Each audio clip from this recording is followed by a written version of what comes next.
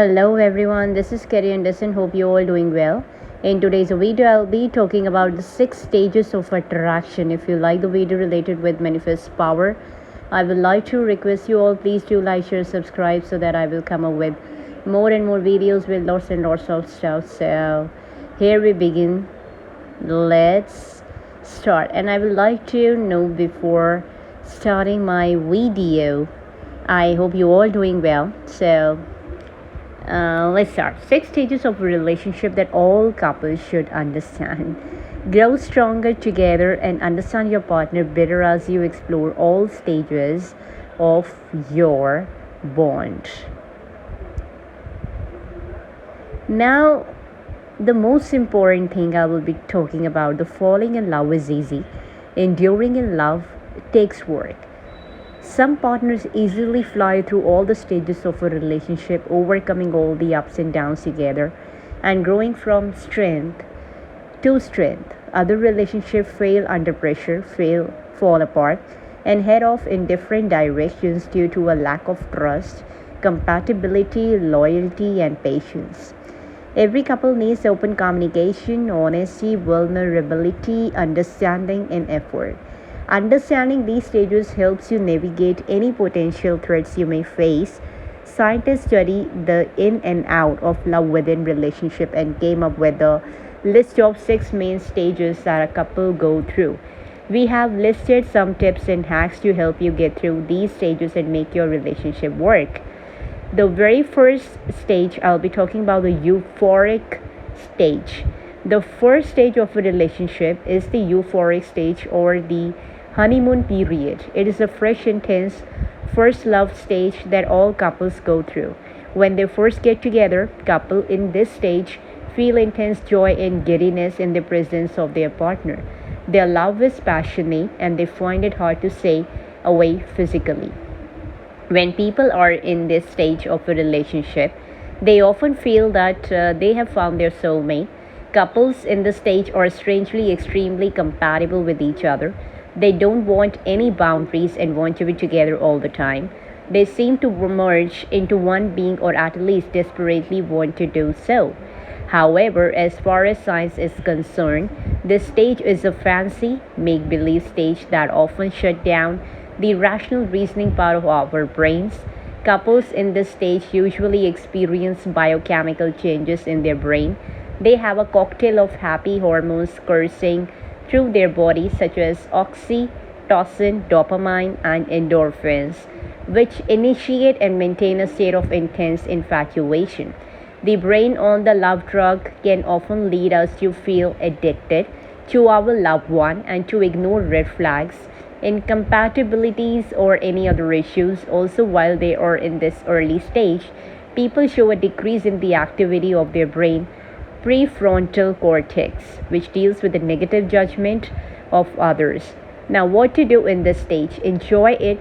This is a stage of love that makes dating someone so intriguing and delightful. However, be aware that your emotions are heightened and your power of reasoning is compromised. Take some time to step back and study your relationship. You need to honestly question yourself if this person would be the best match for you in the long run. Take your time in making any decision that will impact your life. This stage can fog your vision and affect your decision-making capabilities. It may make you want to dive headfirst and blind into a situation that may adversely affect you in the long run. Whether you like it or not, the temporary feeling of infatuation will eventually fade away. So don't make a rash decision just because you are in love or because all is fair in love. Then I'll be talking about the second stage. That is the early attachment stage. In this stage, our bond, which is the more evolved part of our brains, begins to take over. The ventral pallidum, the region of our brains that is linked with feelings of attachment, gets more active while you still get high doses of love hormones like oxytocin and vasopressin. The reasoning part of your brain starts to function again. You will feel in love with your partner at this stage but realize that you both are different people with different wants and needs. Both these relationship stages deal with couples who are very much in love and willing to move towards a shared future. Now, what to do in this stage? You will know that you have reached this stage when you can sleep again. You will be able to think of other things other than your partner 24 by 7. Your love will turn richer and deeper. And the more you get to know your partner, the stronger your bond will grow. By now, you both would have gone through some difficulties together, which would make you both closer.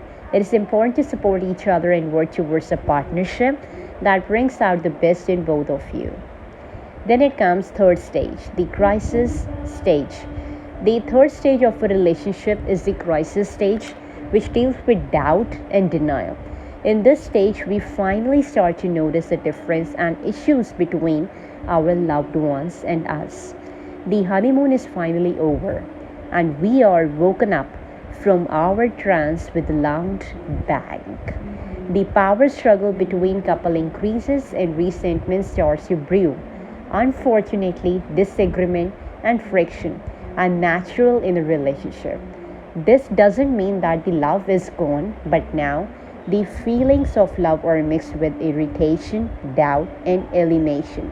As the feelings of disappointment increase, so does the biological response to stress. Partners start to either fight or withdraw, depending on their circumstances, attachment history, and personality. Couples feel compelled to fight for their values and beliefs, and both try to get everything to run their own way. Now, what to do in this stage? To make it through this stage, conflict management skill and conflict resolution techniques are essential. You need to learn how to face relationship issues head on and de escalate conflicts, no matter how angry you may be. It is important to treat each other with respect. You need to remember that argument and power struggle are normal in a relationship, and they are not a sign that the relationship is doomed. Learn to distinguish between unhealthy control issues and healthy disagreement, and when conflict arises, always look to repair things with your partner. Repair or its absence along the way will set the path for your relationship to succeed or fail. Now, also really consider getting the help you need with a specialized couples therapist at this stage. People usually wait an average of 6 years of being unhappy before seeking aid to repair their relationship, and as it happens, timing can have a profound impact on its result. Just think about it. Nobody wants to endure 6 years of resentment, frustration, sadness, and estrangement. If you wait that long, stage 4 and 5, and to go to couple therapists, your motivation might be low. And not to mention, you will probably be stuck in a negative cycle that you won't know how to get out of. Then it comes stage 4, the disillusionment stage. Now, I'll be talking about this stage. The next stage of relationship is disillusionment.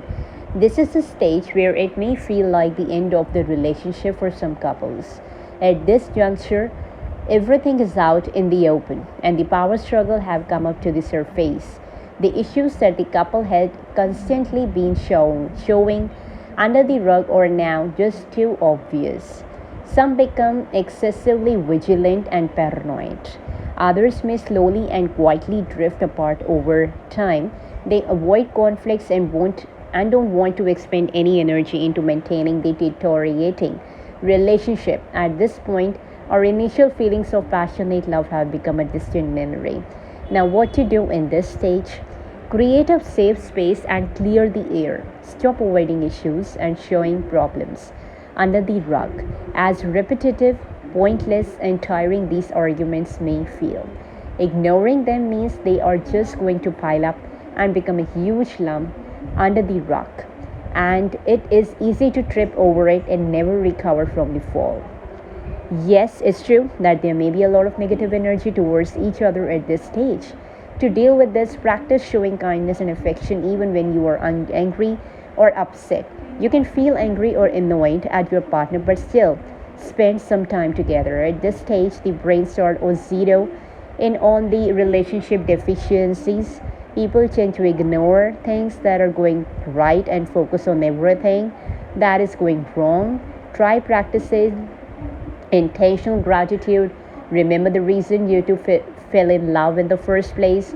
Make a note of all the things that you appreciate about your partner.